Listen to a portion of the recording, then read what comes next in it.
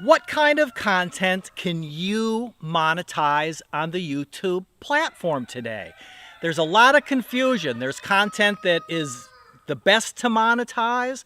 There's content that's probably never, ever, ever going to be able to be monetized. And then there's a huge gray area in between. So let's talk about it. I'm Rob, and I'm a YouTube product expert since 2011. And we're going to talk about what kind of content that you can monetize on your channel on YouTube today. Now, to me, the obvious best option, the clear-cut, without a doubt option, is 100% original content. Like this video that I'm making right now on this channel. I'm standing out here in my backyard and I'm talking to you, and everything is original. I'm me. The audio is original. There's no background music. There's no synthesized audio track. I'm not using any props or anything like that. It's just me talking to you. 100% original content. And that's going to be the best thing that you can put up on the YouTube platform. There's not going to be any question about you being able to monetize that. So that's safe. That's pretty darn obvious. Hey, call me Captain Obvious, but let's get that one out of the way. So what are some of the issues? What do we have to worry about? The confusion that happens is, I think there's different levels to what you can put on the YouTube platform. And a common situation that we hear is, well, that's not copyright content. I've got permission to use that content, that type of thing. And copyright is very, very important. Without a doubt, copyright's important on YouTube. And having permission to use everything in your video is important.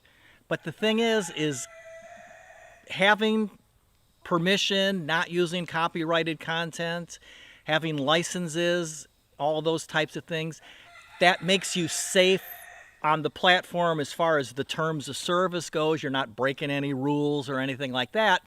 But monetization is another level, and you have to comply with more things to be able to be monetized. Just meeting the copyright guideline might not be enough to get you to the monetization guideline.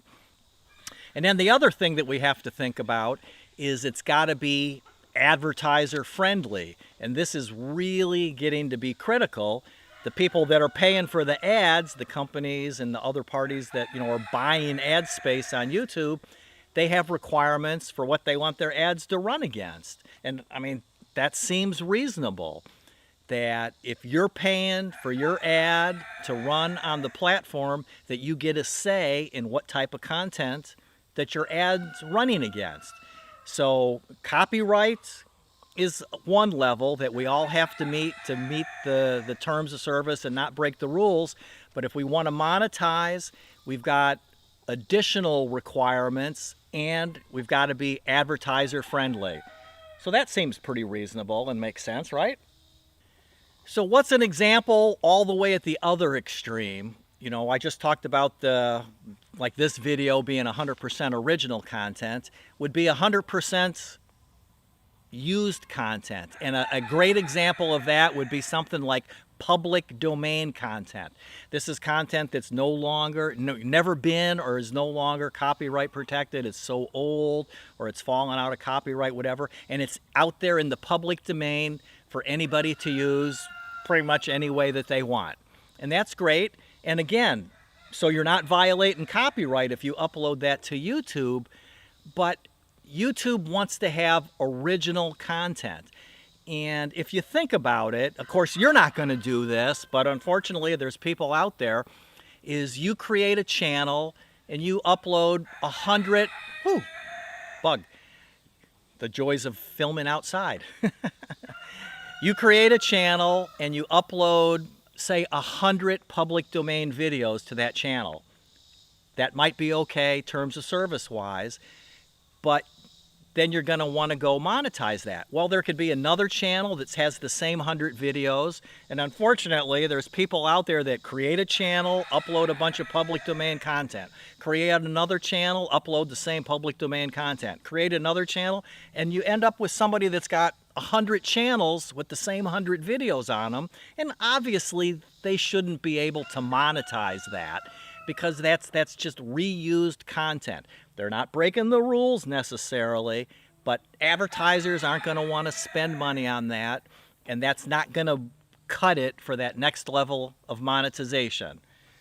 So, makes sense? Original content, 100% great, you're good to go.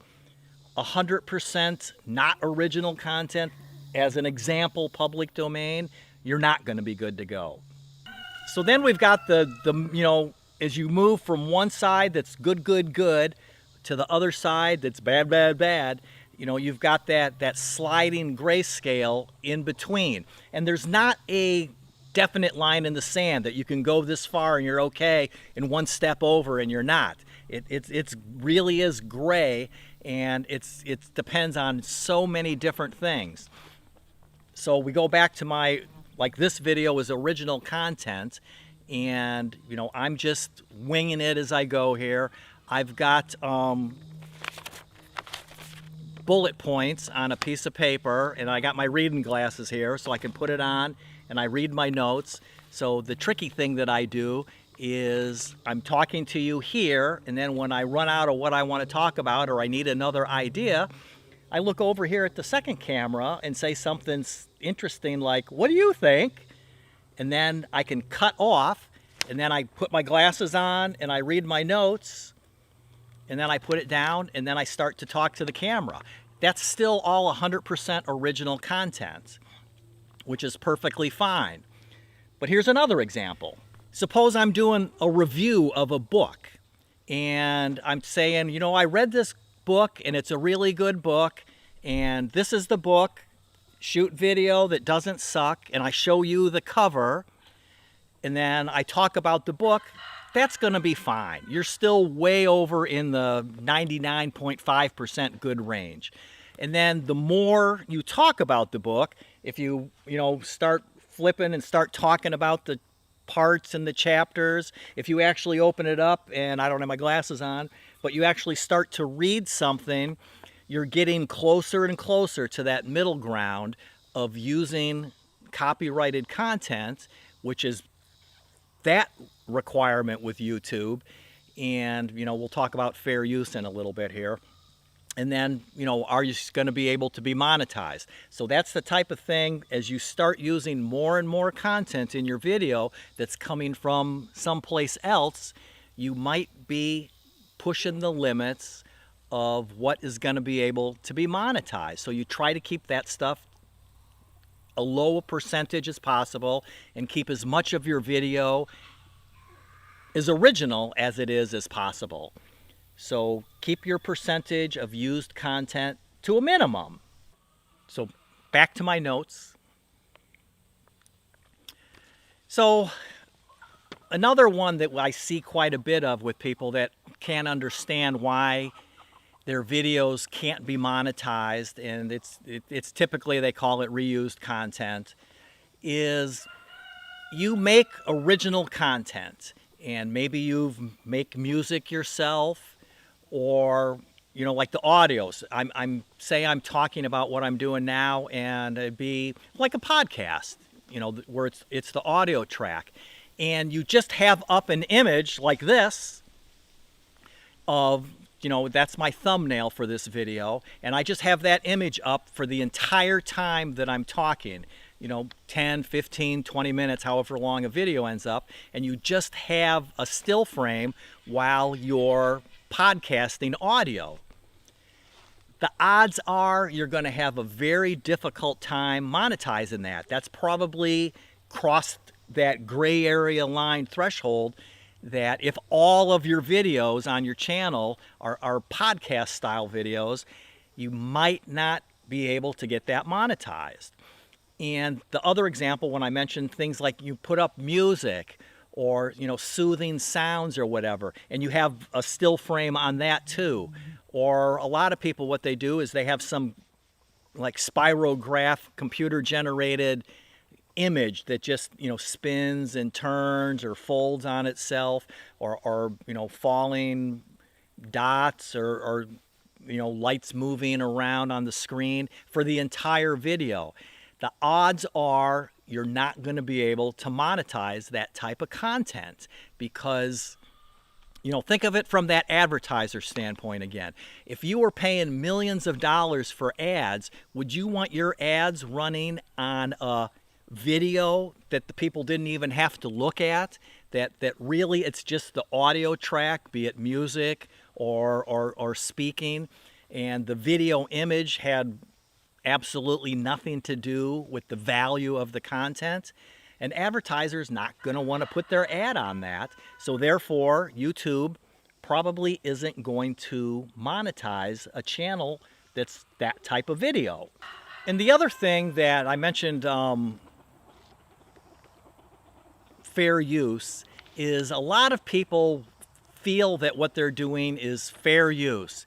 And there's, I guess basically like 4 primary things, but there's a list of reasons. And fair use is case by case. You got to go to court and the judge has got to say, in this instance, it's fair use. And the very next time, the ruling could go the other way. So case by case, fair use. And on the platform, it's between you, the creator, whatever you put on your video, and the entity, person, corporation, whatever that owns the content, if they feel that you're breaking, their copyright. And so to distill it down, fair use is if you're using content that is probably a derivative use, and that is not covered by fair use.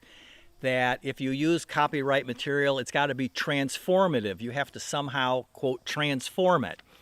So again, me talking, you create music on your instrument, you write a piece and you play it on your guitar, the piano, the saxophone, flute, whatever it is, and you put in images that, maybe you write a piece about zoos, and then you have pictures of zoos in that. Well, somebody owns those images, and just using them in your video is a derivative use. You haven't transformed them at all. You're just using them to go along with your music, and that isn't gonna cut it for being able to monetize. You have to actually parody, transform, change the words around, change the images, and it's not as easy as it sounds. So in my opinion, I would completely avoid that type of usage unless you really, really know what you're doing, or you have the ability to have legal counsel to help you out. If you want to use music in your videos, and music is a great thing to use, it really sets the mood and the pace. And I mean, imagine a lot of theater movies if they didn't have the music, because they start playing, and it's like, oh, I'm going to be, something bad's happening or something's good's happening or whatever. So music is really good to use and can truly enhance your video. But if you're going to use music, right now, today, the safest thing to do is use music that's in the YouTube music library that's available for commercial use. Because then you just don't have to avoid licenses. You don't have to, deal with YouTube wondering if you really can use that music. Do you really, really have the license and permission? Have 1,000 other people used that exact same piece of music in the way that you're using it? So, are you going to worry that you're going to get hit with reused content? And even though you've worked really, really hard at making your videos to get to your 4,000 hours and beyond, and you're planning to generate income with your channel, so, use that. So be as original as you can. Keep content to a minimum that you don't have, own, created yourself. Use music from the library. Avoid fair use issues. Don't try to be transformative and end up being derivative. And if you have any questions at all, I really am here to help you be successful on YouTube with your channel. So subscribe so you don't miss any of these videos, and watch another video so you can learn some more things about growing your channel and monetizing and enjoying life to the fullest.